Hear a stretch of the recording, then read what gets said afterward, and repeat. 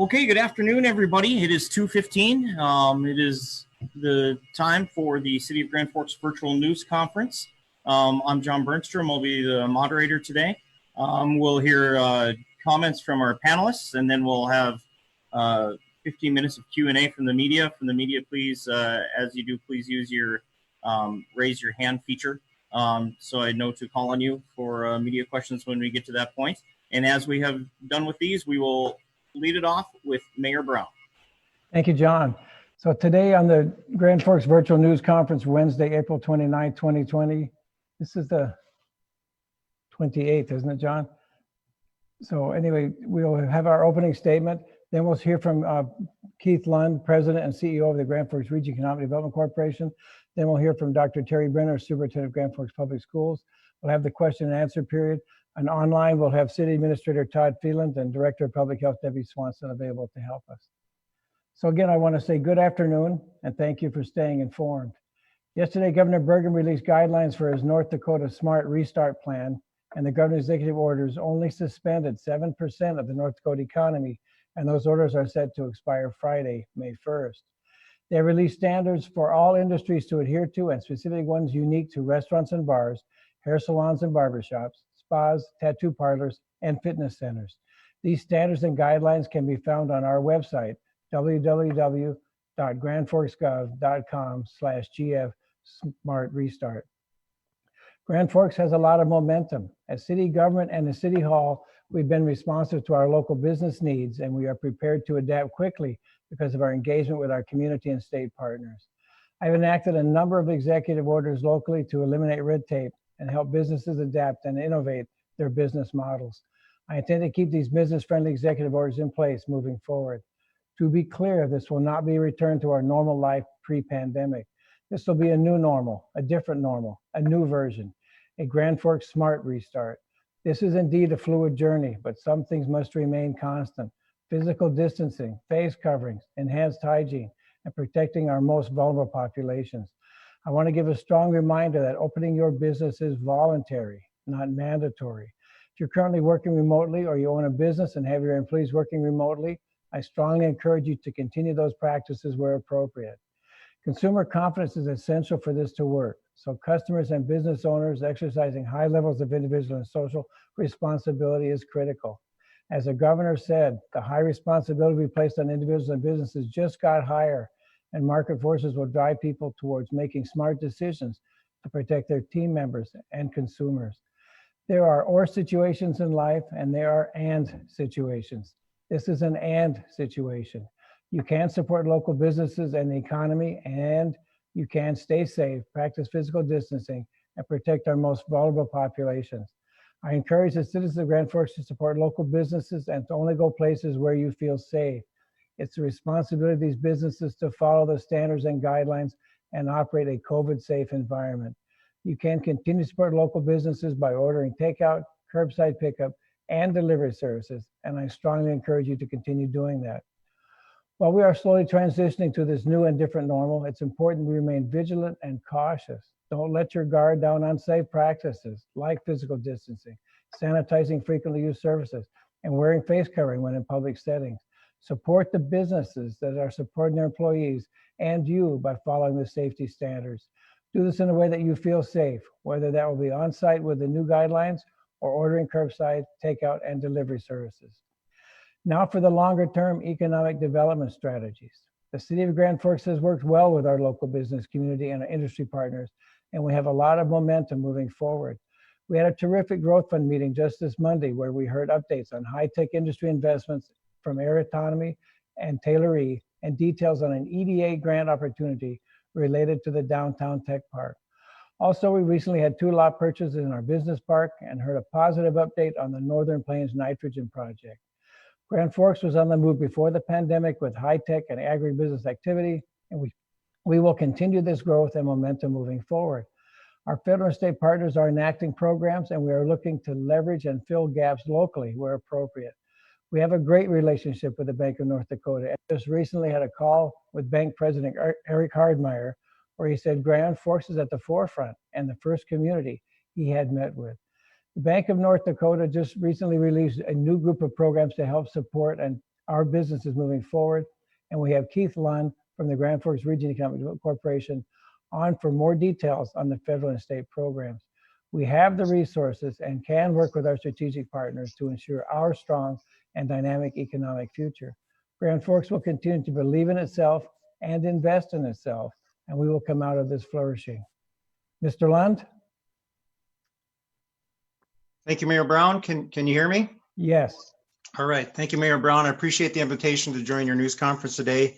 And thank you for your and the council's leadership during these unprecedented times.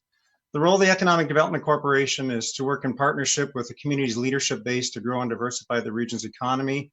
And we work with many partners, including the city and your office, Mayor, the county, the Chamber, University of North Dakota, the state of North Dakota, and many others. And that leadership base has been very engaged since COVID and throughout to ensure that we not only withstand the impacts, but that we're in the best position to grow out of it, as you highlighted in your opening remarks. Mayor Brown, you asked me to highlight some of the federal programs to support the business community through the COVID and economic crisis, efforts to engage our business community and state leaders, and then I'll, in a little bit more detail, outline some of the new Bank of North Dakota programming that was just announced on Friday. I think, as we all know, on March 27th, the president signed into law the $2.2 billion CARES Act. That was recapitalized last week, and it's widely recognized that there'll be additional rounds of support approved by Congress and signed by the president. Those programs include, and I'm not going to go into detail because I think they've been talked about quite a bit, but the Paycheck Protection Program, or the PPP, which is really focused on keeping Americans working. The Economic Injury Disaster Loan, which is focused on working capital needs during this time of reduced business operations. Expanded unemployment benefits, as well as direct payments to individuals. Even before the CARES Act was approved, the community leadership base felt it was extremely important to speak to Grand Forks businesses to understand the impacts that they were having and how they thought that those federal programs that were being discussed were going to impact or going to benefit them. This was supported by the mayor's office, and these conversations were led by Growth Fund Committee Chairman and JDA Chairman Brett Weber. And those were joined by the City Economic Development Corporation, the Chamber, and the Downtown Development Association, and others I may have forgotten. And we held separate meetings per industry sector. We thought it was important to listen to each individual industry sector. So we had conversation with restaurants, retail stores, manufacturing and food processing, professional and technical services businesses, nonprofits, and housing. We gained insights into how those various sectors were being impacted and got some ideas on how the community could support them. And Mayor Brown, you acted and signed a few executive orders to help businesses support themselves during this time. In addition, we thought it was important, that group thought it was important to speak to local lenders to understand how they felt that those programs were working, any gaps that they identified through their connection with their borrowers. We had that conversation on April 9th. In addition to the local lenders, we visited, as you outlined in your comments, Mayor, the Bank of North Dakota, as well as the North Dakota Development Fund.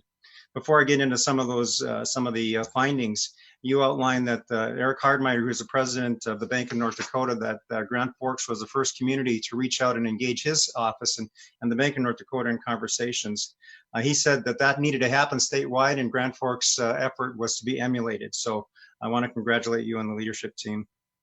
Now, the local lenders, obviously, they talked about capacity because there were a lot of loans being pushed through at the time, but the main concern was, the longevity and how long that support would last. So the federal programs were outlined to help initially, but they aren't wasn't long-term support, and additional funding was going to be needed. So Bank of North Dakota, he thought that the best response from the state was going to be to look at sustainability. And he thought that the working capital loans for businesses with favorable terms was going to be, the best approach. He thought that we should allow the federal programs to work as designed initially, but then the state and others would come in after the fact to look at the long term. And I think that's what's happening, and I'll outline those in just a moment. In addition, the city of Grand Forks and the leadership base. Now, I didn't participate in this conversation, but I did read the minutes, and I'm gonna brief on a meeting I didn't attend with Commissioner Michelle Comer from the Commerce Department. We talked about North Dakota Smart Restart. She got input from Grand Forks that helped inform those decisions. Ms. Comer, similar to Eric Hardmeyer, talked about that no other city as a city, had engaged her office and again was very complimentary on the leadership that this community is showing. The notes that I read mentioned that she said specifically that Grand Forks is constantly ahead of other cities, and I thought that was worth mentioning. And she appreciates the example that Grand Forks is setting. She also felt that the strategies that the city of Grand Forks was adopting and implementing prior to COVID were the best strategies to help us grow out of COVID. In other words, if it was a priority before this, it should be a priority after this, and that's how we achieve economic success. On Friday, as we've alluded to, and I think we all know to some extent, the Governor Burgum and the Bank of North Dakota announced two very innovative programs, key working capital loans to help North Dakota businesses really grow out of this. And I'm going to highlight those in just a little bit more detail for the audience. The first program is a small employer loan fund. And that's a program that helps businesses that have 10 or fewer full-time equivalent employees. And it can provide a loan of $50,000 or 6 months operating expense, the lesser of those two. And it's 1% for 10 years. And it can be deferred with no payments for up to 6 months. So it really comes and helps immediately when companies need it most. The second program is titled the COVID-19 PACE Recovery Program.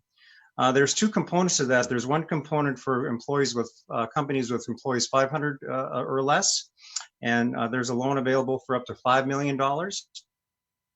And for employers that have 500 or more employees, the maximum loan amount is $10 million. And the Bank of North Dakota really identified that as a gap because most of the federal programming was directed and implemented by the Small Business Administration, which supports businesses with fewer than 500 employees. So Bank of North Dakota thought that that was a gap. The underlying interest rate on that is 3.75%, a 10-year amortization for a 5-year balloon, and it can be deferred for up to 6 months, similar to the other program. When that note converts to term, the Bank of North Dakota will apply $500,000 to subsidize the interest down to 1%. So there's a period of time when the note converts to principal and interest payments that the loan will be 1%, which is very attractive. Both loans are originated by your local lender, so the first call would be your local lender in Grand Forks or throughout the state of North Dakota.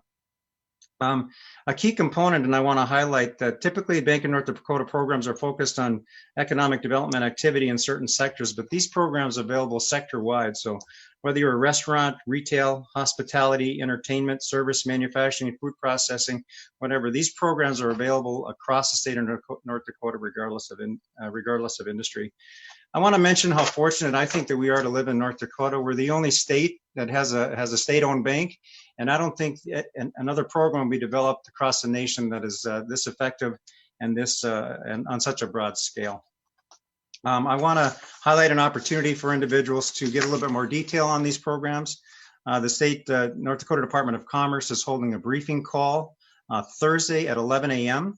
and they're doing that in partnership with the North Dakota Chamber. They're going to review the Smart Restart Guidelines, the Bank of North Dakota and the Bank of North Dakota programs that I just outlined. And callers, businesses, and anyone interested can register at northdakotachamber.com, and you need not be a member to join that call and learn more. I just want to conclude my comments, Mayor Brown, by saying how appreciative I am to work in a region where leaders come together to work selflessly towards solutions. Collaboration is really in our DNA. And that's recognized throughout the state as referenced by Commissioner Comer and Bank of North Dakota President Eric Hardmeyer. And it's times like these that operating principle is demonstrated to its true value. So thank you for your time, and I'll be happy to answer questions when that time comes. Thank you, Keith. The Grand Forks Region EDC has been a valuable partner in our economic success so far, and you'll be an important partner in our community moving forward. So thank you. And now Dr. Terry Brenner, Superintendent of Public Schools. Welcome, Dr. Brenner. Thank you, Mayor Brown, and I echo the comments of Keith Lund. Thank you very much for your leadership, and thanks for the opportunity to participate in today's panel discussion. As per Governor Burgum's executive order, all public school facilities are restricted and remain closed as of today. We will continue to work with the governor, with Mayor Brown, and public health with any situation that suggests schools have the ability to reopen. Our number one priority is the safety of our students and staff as we continue with distance learning. And by the way, we're just going to be concluding day number 19 today relative to distance learning. The requirements for kindergarten through grade 5 students have been relaxed as of this past Monday. I intimated that last Friday during this panel discussion. We heard from elementary teachers, principals, teachers have undertaken through distance learning. We also want to recognize our honorary teachers in our parents who have found themselves in a very new environment. My wife and myself included, even though we're educators, we have our third grader at home, which has created a different environment for us. It's one thing for us to say that we've done this and we've accomplished that as educators, but our parents are the people who have ensured learning success in the home. And with that, I thank our parents for really being our partner in education. And I will remain on the line for any questions that might ensue toward the end. Thank you. It's amazing what we learn when we teach, isn't it? So now we'll turn it over to John Burston for a question and answer portion of our virtual news conference. John? Thank you, Mayor. Again, use the hand raise feature and I will call on you and unmute you. Our first question comes from the Grand Forks Herald, Mr. Joe Bowen. Hey there. So apparently either yesterday or earlier today, the New York Times reported that of all of the metropolitan areas in the United States, Grand Forks has the 15th highest daily growth rate of COVID-19 cases. And Fargo apparently has the 7th highest. In broad terms, what is everyone's reaction to that? And I think much more importantly, does that statistic paint an accurate picture of the risk, or the lack thereof of a risk maybe, that the virus poses to Grand Forks? Well, I think that that's probably accurate information, and that just encourages more that we need to flatten the curve to protect our healthcare system. And that means we be vigilant and continue the CDC guidelines of staying home unless you need to absolutely go out. And if you go out for medicine, pharmacy, or groceries, or for takeout, to support local businesses, continue to and wear your face covering when you're out. It's very, very, very important we continue those practices. So yes, we will be vigilant as we move forward, and then we'll reassess as we move forward. Thank you, Mayor. Next question from KNOX. Thank you. I believe you said that Deb Swanson is available today. And the last press conference, I asked about the number of asymptomatic cases that were picked up during the testing events or even mass testing events in Grand Forks. Any further information that you can give on the asymptomatic cases? And this is for Deb Swanson. Go ahead, Deb. Yes, good afternoon. I may need to get back to you on that, Ryan, because I'm not sure that we have it specifically for that testing event, how many people were asymptomatic. But what we do know is that we do continue to see people who are tested in large events who do have no symptoms and yet test positive, and that would be across the state of North Dakota. I will see what I can get in terms of additional information and make sure that it's available to you. So then Mayor Brown, you're a medical doctor as well, so you can weigh in on this. In regards to the question that was just asked by my colleague at the Grand Forks Herald, Joe Bowen, what does a positive mean? I mean, these numbers are talking about the number of positives that we have, 7th largest in Fargo, 15th largest in Grand Forks as far as metro area. But if we have a number of people coming in asymptomatic, it doesn't seem like that number really addresses a problem, which is people getting sick and the healthcare industry being overwhelmed. What does a positive mean?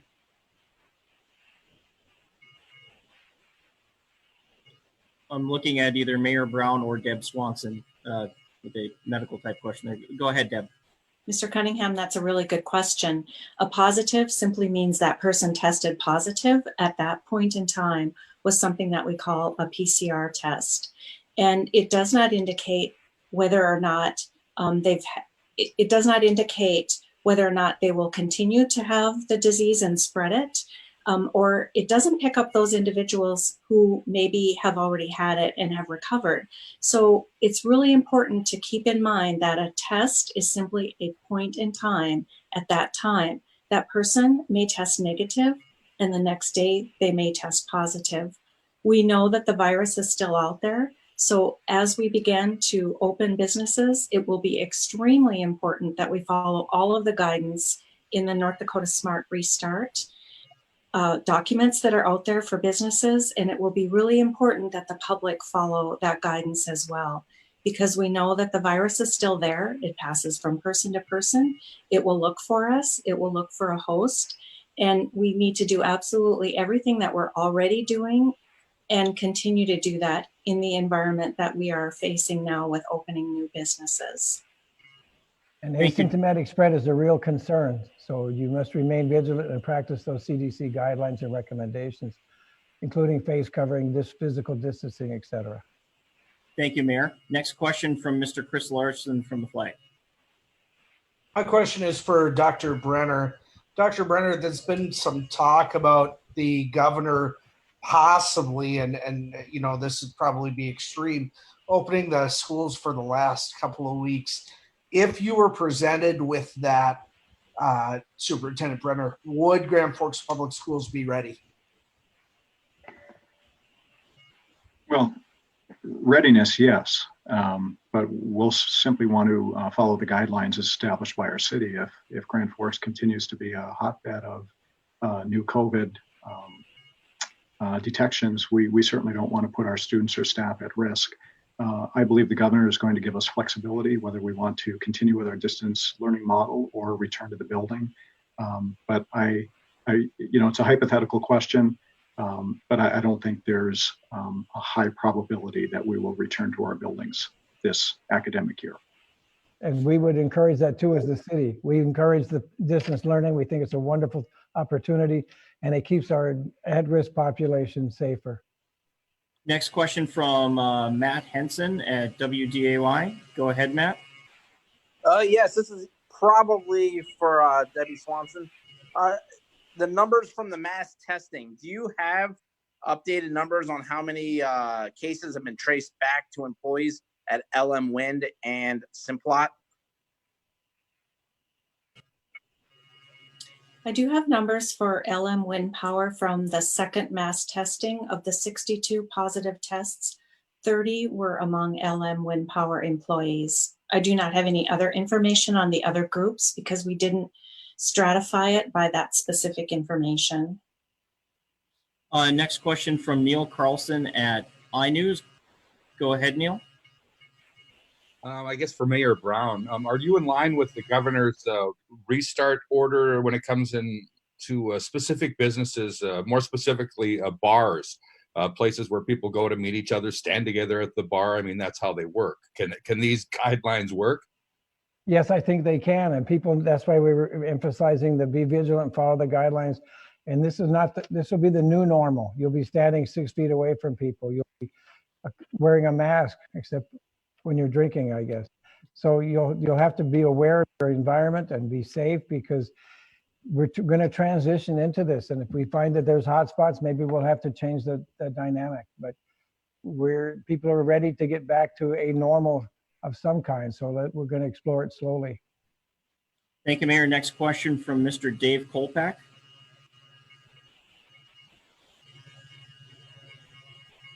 Are you there, Dave? Can you hear me now? I got you, Dave. Go ahead. Yeah, if I'm not mistaken, I'm not sure if you can stand at bars anymore, but I don't know if I've read those rules exactly. But my question is for Debbie.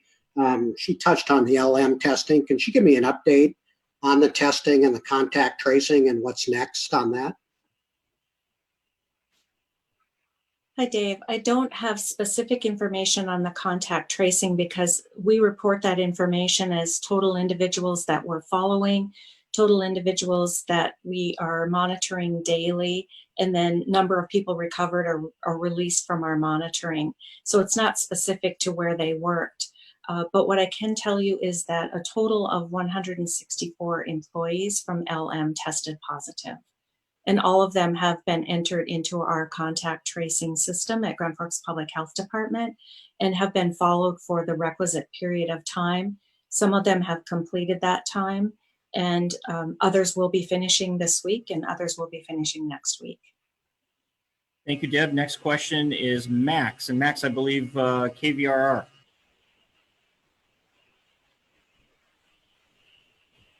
Let's get you there, Max. All right, can you hear me now? We have you, yes. Okay. In the event that after these businesses reopen and then positive cases begin to increase again, would the city take further action to adjust the regulations and maybe even, I don't know that this would happen, but maybe even close businesses again? Yes, if we had to react to local problems, we would in fact react because our job is to keep our community safe, and we would follow the guidelines and act quickly and hopefully contain this COVID-19 in our community. So yes. Thank you, Mayor. We will go back to the Grand Forks Herald, Mr. Joe Bowen. And hey again. So my understanding right now is that Mike, you and some other people at the city are trying to figure out what the virus's impact on the city's finances will be, or could be anyway, this week. Based on what you've kind of heard from the people who work for you, what will the virus's impact be on the city's finances? Well, right now, we have reserves as suggested by people who manage cities. So right now, we're fine as we move forward. And I think we're addressing that in our 2021 budget. But right now, going forward, we have adequate reserves to continue to do our job of protect and serve and provide clean water and do the services that people expect in our community. Thank you, Mayor. Ryan Cunningham at KNOX. Thank you. Question for Mayor Brown. So you talked about with a question a couple of questions ago, the opportunity may exist itself in the future to reclose businesses if problems come up. Define what those problems are, because we've already talked about today that positives don't mean illness. Positives don't mean hospital occupancy. Positives don't mean deaths. So what's the metric for you deciding that you would reclose businesses after they reopen? I think if we see a dramatic increase in the amount of cases or health problems, or our health system looks like it's being overwhelmed, then I think we would step back and say, let's stop the spread. So it's a dynamic and fluid process, and we would have to look at it as we go along. Thank you, Mayor. Mr. Matt Henson from WDAY.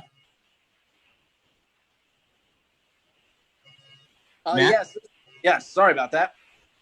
This is for Dr. Brenner. Dr. Brenner, any indication from either Kirsten Baszler or the governor on if they do plan to reopen schools? And just to clarify, even if they do, you don't think that'll happen in Grand Forks? There's no clear indication that Superintendent Baszler or the governor will make that announcement. The only change in direction was there's been a subcommittee of superintendents working on what a reopening school plan would look like in North Dakota. And that plan was to land on the governor's desk on May 15th. He has asked for that plan to be on his desk tomorrow, Thursday of this week. But that doesn't mean that he's going to act on it. And that doesn't mean he's going to suggest that schools are going to be allowed to be open. So it's still, again, to use the term hypothetical, everything is hypothetical at this point. And to answer consistently with my response earlier, we would only make decisions in concert with the mayor and with public health relative to what we would do in Grand Forks. But distance learning is the safest mode of operation at this point in time. Thank you, Dr. Brenner. Chris Larson from the Flag. Go ahead, Chris. Keith Lund, my question for you. You work with the business sector in Grand Forks a lot. What are the biggest concerns that you're hearing from businesses that are free to reopen here at the end of the week? Thanks for your question. I'll just go back to those listening sessions, which I think were invaluable. And there's a couple of things. So first of all, I think the business community really appreciated the fact that the leadership of the community took the time, held those sessions, and listened to their concerns. I think different sectors had different concerns, as you can imagine. Restaurant, retail, hospitality, their major concern was when are their customers going to come back. The federal programs are designed to help some of the working capital needs, but ultimately we're not sure when their customers, the community at large is going to feel comfortable going to those places. I think manufacturers were primarily concerned. They were having some supply chain interruptions, and they were concerned primarily about that, but they were continuing to operate, at least at that time, really as they had been.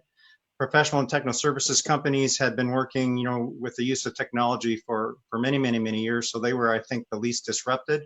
Their primary concern was, could their customers, and many of those work for, cities and counties, units of government, and their concern was a little bit more long-term in terms of would their customers be able to afford to move projects forward in the future. But this year looked reasonably okay for them. So I think it just really depends on the different industry sector.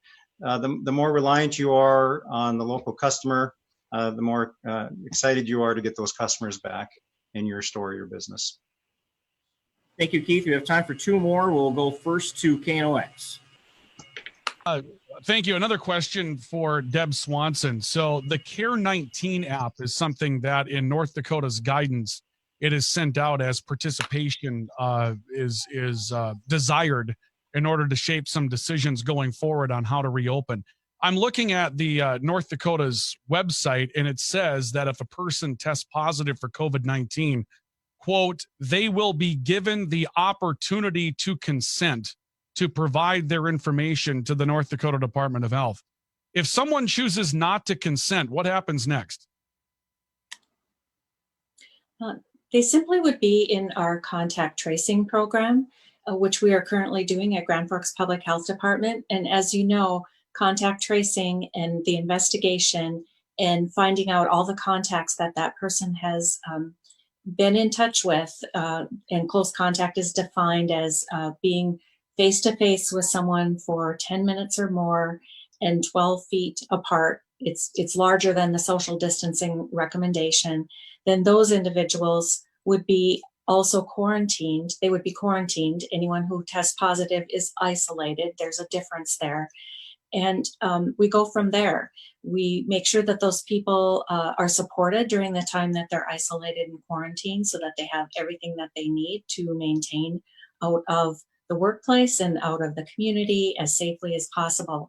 Those are old tools in public health, but they are the best tools that we have right now. So entering into the Care 19 app is not a requirement. It might be useful. I don't know a great deal about the data that they're receiving there, but the real basic public health tool still remains what we're doing at Grand Forks Public Health Department in concert with the North Dakota Department of Health. So just as a follow-up, Deb, if I chose not to consent, would you be able to take the information from me anyway? Because all it says is I'd have the opportunity to consent. It doesn't say I have the opportunity to not consent. Well, there's a difference between what is on the Care 19 app and what we have the authority to do as public health officials. So as public health officials, if we know someone tests positive and they don't cooperate with us in terms of a contact investigation, we do have some additional tools to ensure that they cooperate with us so that we can prevent the spread of disease in the community. And that can be at the state level or also at the local level with our health officers. Thank you, Deb. We'll go now. Our final questioner, Mr. Joe Bowen. Hey there. So Mike, on Monday, I asked if you thought it was safe to have city buses running right now. You said they were essential, which, that doesn't make sense. But I want to make sure I understand. So regardless of whether or not they're essential, do you feel it's safe to ride or drive a city bus right now? I do. And that's why you wear masks. You enter the back of the bus. We sanitize the bus periodically throughout the day. And I would encourage people to bring their own sanitizer. And if they're going to sit, I would hope they would clean their place so they do feel safe. But yes, I do think public transportation is safe at this time. All right, that concludes our question and answer portion of our news conference today. We will end, as we always have, with words from Mayor Brown. Well, thank you. So thank you. And please continue to stay informed and practice physical distancing and following the CDC guidelines. Be vigilant, be cautious, slow the spread, and save lives. We're in this together. We'll get through this together, and together we'll emerge stronger. Thank you. Thank you, Mayor, and thank you for everyone for joining us this afternoon, and hope everyone has a good Wednesday. Thank you.